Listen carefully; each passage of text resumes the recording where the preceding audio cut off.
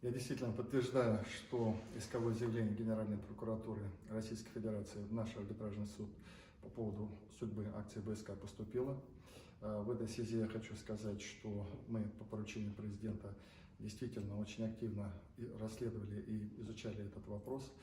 И на основе наших доводов мы сегодня отправили в арбитражный суд республики наше исковое заявление в качестве третьего лица, заявляющее самостоятельные исковые требования.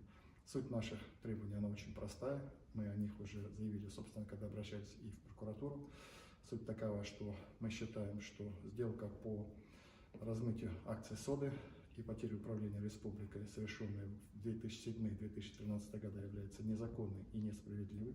Поэтому мы требуем возврата акций в собственности республики Башкортостан.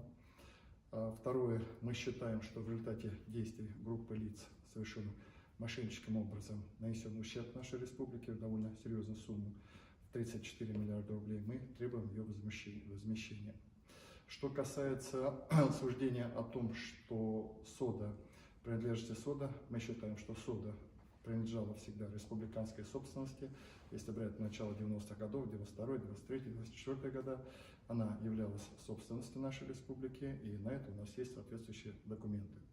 Более того, я хочу сказать, что в развитии этой ситуации мы отправили уже заявление за моей уже подписью в адрес председателя Следственного комитета Российской Федерации Александра Ивановича Бастрыкина заявление о совершении преступления группы лиц при, соответственно, при неправомерных действиях должностных лиц региональной государственной власти.